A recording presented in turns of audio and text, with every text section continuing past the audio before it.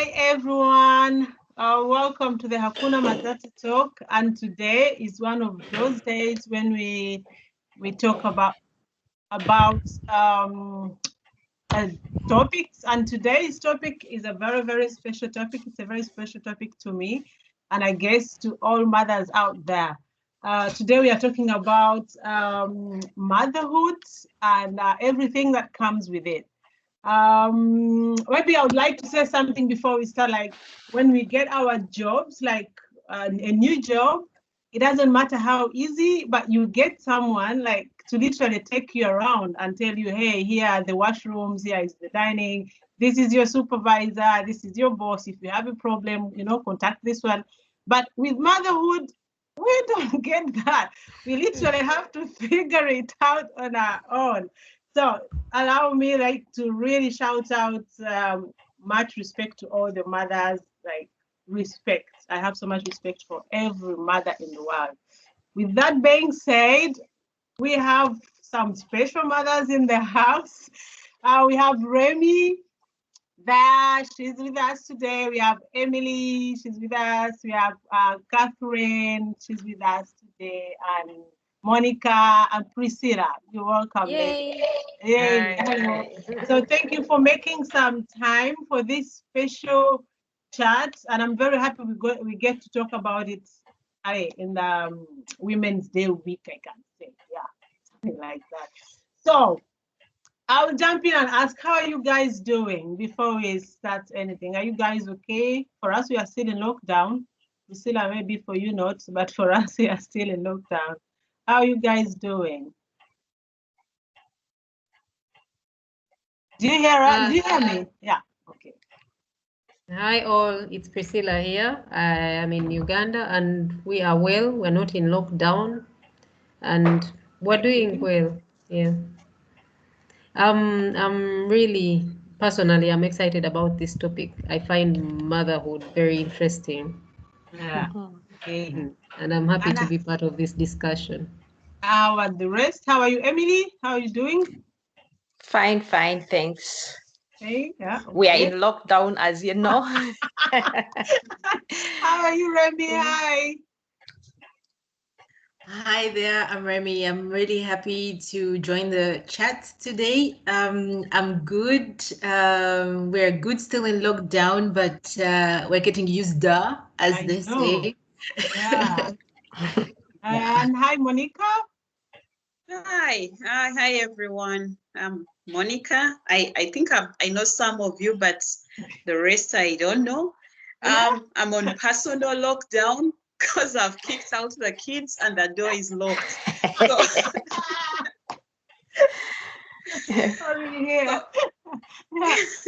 So anytime I may disappear.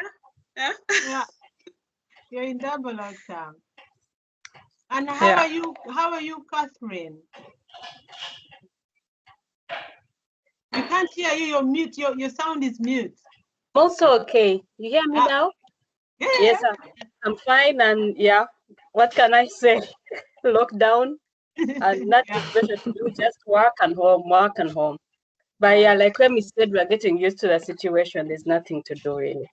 Yeah, okay. Thanks all for being here with us. So today we have this special topic about motherhood. I mean, we all have our experiences, we all have our stories, we all have been there, but of course, in different ways. But the transition is always the most difficult, I can say. So I will ask maybe Remy, you're the newest mom in the house. Share with us that jump, the transition. You just wake up one day and you're a mother, We always, when we are expecting, we always want to think, I'm ready. I can't wait to meet my child, But once the baby comes, that's when you realize that you're actually not ready. So how was it for you, the transition to jump in that role overnight? Well, I think we really romanticize the idea of motherhood when we are pregnant. You're like, yeah, my baby's gonna come and I am ready. I have clothes, I have the bottles, I have everything. His room is ready, you know, but you are not really ready of the fact that your child will wake up every 2 to 3 hours, every 2 to 3 hours, night or day. You're not ready for that. Yeah, I can imagine. Yeah. So yeah, that was quite a shock for me. Yeah. And I was a breastfeeding mom as well. So when the baby is awake, you're awake too. So yeah, it was a bit overwhelming in the first weeks. Yeah. Um, but yeah, and you know, it was so weird because you're in this and then it's locked down just 2 weeks after you've given birth. Yeah. So everyone that was coming in the first week couldn't come anymore. So it was I'm really, glad I came before the lockdown. yeah, you did. You know, I was happy that actually he was born before the lockdown, so I saw friends and I saw family. But after that, you're on your own with your phone, eh? But the time, like I remember one time, I was talking to Kathy on WhatsApp, and I could only text back like in weird hours, like late at night. Yeah. So that was just really overwhelming the first weeks. But then over time, we got a lot of info from friends and family on how to cope, and so that is the daddy went ahead and took on his role and took some nighttime as well. So that really helped me to jump back into being myself a little bit more. But you mentioned the friends like giving you some ideas. Yeah. Does it really work? Because I would think, like in my position when I had my child, every child I believe is different. Some things they told me, I didn't get to experience them. Monica, for you, oh Emily, do you think the advice like we receive, can we really apply it as we get it? I don't know. How was it for you guys? Did you apply it anyway? Or you had to figure it out on your own? Yeah, Monica or Emily? I thought Remy was still talking. Yeah, no, but it's true that every child is different. Yeah. But all help is universal. And since it's a trial and error, you have no idea if it's going to work or not work. There's no harm in trying. If it doesn't work, you move on to the next. If it works, good for you. So Remy, did it work for you? Yes, it actually worked for me. I tried almost everything that my friends and family advised, and it somewhat helps, just at least to get a bit of sanity back. It really helped, yeah. Okay. Yeah. And Catherine, you're also almost a new mom. Yeah. So how was it for you to jump in the role? I have to say, for me, in the beginning, really, I had a lot of help because it was 2 years ago. So my mom was here. My aunt was here. My aunt came from the UK. So I had like 2 judges in the house. They helped me a lot. They cooked. Every time the baby was crying, they were there to hold the baby. So I really had a lot of help in the beginning. And then, well, of course, when they went away, I still had, my husband also was on leave. So it was really good planned. And yeah, so he also always, when the baby was crying, when the baby needed milk, I could, how do you call calving? Pump. Pump. Yeah, pump. So I had pumped milk, and I really had help. But of course, you still feel that tiredness you get from waking up in the middle of the night every 3 hours to breastfeed. Every time you have to change the diaper, all those things were there. But I can't complain because I had a lot of help. Oh, that's really nice. Yeah. So I remember, like, you talk about that every time, like waking up every 3 hours. Like some people would tell me, we try to sleep when the baby sleeps so that you catch up some sleep. But I'm like, when he sleeps, that's when I get to do stuff in the house. So yes. I know that did not help. Like, when he sleeps, try also to catch some sleep so that you can rest. And I'm like, when he sleeps, that's when I get to fix something. That's when I get to cook. That's when I get to do something. So for me, it was also overwhelming. And for me, I remember it was the first weeks. was so emotional. I would cry out of nowhere. I would just burst and cry. And I'm like, why am I even crying? Like, with no reason. And is this normal? Is that, but yeah, for me, the first 2 weeks were, but I think I had my baby, but it was lonely when I had him. Because it was me and my partner and the baby, but my partner had to go back to work and it would get lonely. And back home, you imagine how when you have a baby, how everyone comes, but it would get lonely sometimes. And I thought, yeah, with the baby, I would just feel lonely and miss everything, miss my friends, miss my family. It was very emotional. The first weeks I remember. I don't know why, but that's what I experienced. And Emily, how was it for you? Or Monica? Oh, okay. For me, that is 20 years ago. I would say 21. Yeah. I can't really remember. Okay, but no problem. Back home in Uganda, you know how it is. You have friends, you have family. Yeah. But I was a single mom. Mm-hmm. So it wasn't really so hard. Some people are born mothers. Yeah. I grew up bringing up my siblings. Yeah. So this motherhood was just another step forward. Because the kid was mine. Yeah. Something so, Monica, like that. Tell us about motherhood and career, the combination, because I know you've studied throughout the whole journey and worked throughout the whole journey. Like, how did you find the balance? Oh, my balance. The one thing I learned is that the world is not going to fall apart if you put everything else on hold. Wow. That's the lesson I learned. Wow. So, but good enough, I also had supportive supervisors who let me take off the time I needed. I could just call up and say, something is up with the baby, I can't show up, and put off deadlines accordingly. So I was lucky in that. But I mean, it's important to know that the children are first. So the house not getting cleaned that day is not going to kill anyone. If there is no food, you can always order takeout. If you don't show up at work abruptly, the worst that can happen to you is to get a warning letter or get fired, and you'll obviously get another job. But dealing with kids, I mean, that has to be the first. And once I got that lesson in my head, I mean, that's generally my motto. Well, that's that's a good one. Like, anything can wait a day, doesn't kill anything. So Priscilla, are you there with us? How was it for you, like the combination of motherhood and the balance between motherhood and career and everything? Yes, I'm actually disappointed that you can't see me right now, because when I'm talking about motherhood, my facial expressions can show it all. With the first time as a mother, it's years back. I think it goes back 20 years. I have to say it was unexpected.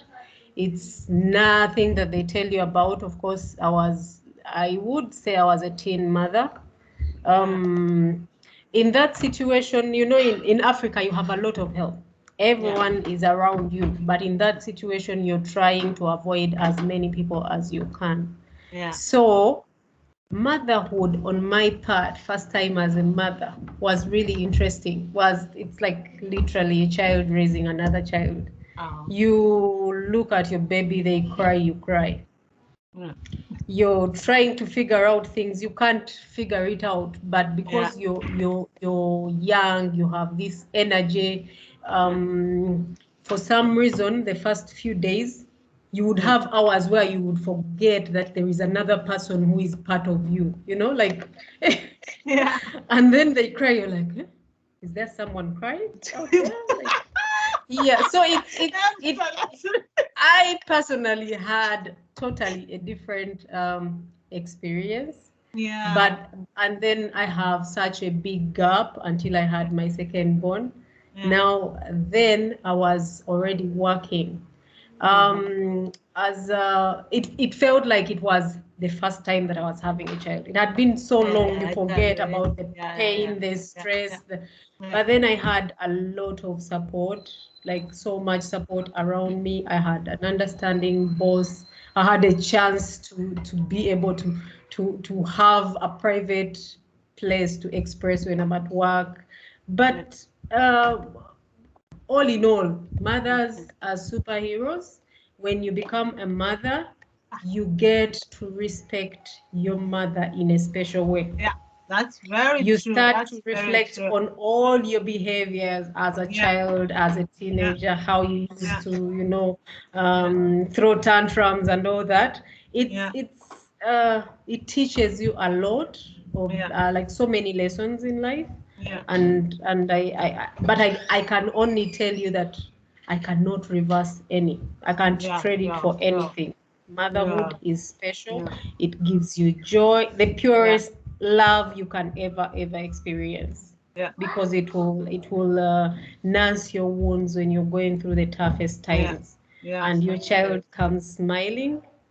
You feel like it's just you and that child in the world. That's so very true. Yeah, motherhood, it's not that don't complain personally. It's like the best thing that has ever happened to me my entire life. I would do it all over again if I had to. But like, it's nice to hear from other mothers, like, how do you go through certain situations? How do you cope up with stuff? You know, it's just that, it's nice. It gives you also, like, takes you back in that moment. That's how I feel right now. Like, I go back in that moment and then I'm like, how was it for me? Like, for example, after my leave, talk about work and motherhood. Like, when I was pregnant, I was really sure that I wouldn't take my child to the daycare. I was almost 100% sure, like almost. So I was like, no. I will stay home. I'll take my 3 months leave. I'll take here we get motherhood leave. I'll take my 4 months motherhood leave. That's 7, and I don't know, I'll take my leave. Like, I had literally calculated everything up to 10 months of my baby. So I was like, by the time I go back to work, my child will be 1 year. For sure, I'm not leaving my child at home. Trust me, the first 2 months, I was still almost sure that I would stay home. The 3rd month, I wanted to go somewhere. Like, really. I loved my baby the same, for sure. But I was like, if I stay in this house, just me and my baby, without doing anything, I'm getting crazy. By 4th, I went back to work when my son was 4 months. I was ready. Trust me, I was ready to go back to work. And I was happy I could go back to work. Really. My only concern now was the daycare. Will my baby eat enough? Will he drink enough? Will he sleep enough? Will he feel comfortable there? But personally, I was ready to go. But that step, how was it for you guys? How was it for you, Remy? You were in lockdown. Or how was it for you, Kathy? Well, for me, I actually took my baby back already at 3 months. So after my parental leave, I was just like, okay, let's go back to work. Let's try to give it a go. If it doesn't work out so well, we can take a few days off. Yeah. So first day I took him and I got him back and he was crying, he was screaming. I remember I called Kathy, Kathy called me because I told her today, hey, my baby is going to the crash. And then because he was crying, I was like, oh my God, she's not going to do a good job, this lady. Totally not. So I was so nervous. I was like, no, this is not good. I can't take my baby there. He's not happy. So after that call I had with Kathy, she really calmed me down because her baby. Well done, Kathy. You remember? So and then I was like, okay, let's just take him first week and see how he does. It was not easy for me, but he seemed to be very okay the first day. And there was nothing really I could do about it because my mom wasn't here and I didn't have anybody to take care of him, or I had to leave my work for next couple of weeks. So I had to kind of bite in the skin and just let it happen. Yeah. And Monica, how was it for you, the crash? First time? With Laura, the first kid, she's now 9 years old. I had a negative experience with a crash, with a daycare. I actually pulled her out after 2 or 3 days. Wow. And yeah, because we just didn't vibe, and that issue of crying so much. And I had it too in my first crash. And I went to try and ask them what's happening and how do they calm her down, and the answers they were giving were really not satisfactory, and they basically believed in the crying it out method, which doesn't work with me. So I told them, these are the things that you need to do that could calm her down. And they basically told me, we have 10, 15 kids. We cannot just carry one kid around to calm down. And so, I at one point she cried, so I went to pick her up. I forgot something in the daycare to give something. So I tried to go back to give it, and they did not open the door.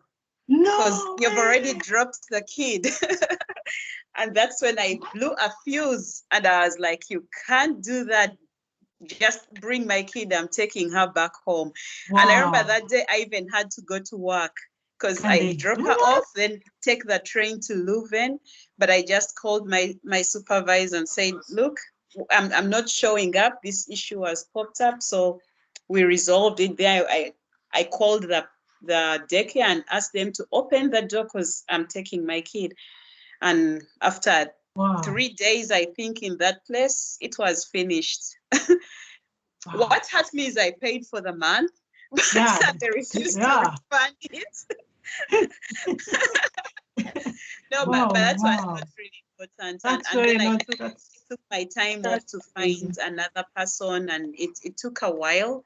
And the grandfather was there to help a lot, to babysit while I went to work. Yeah. But I did find an Onthalmutter.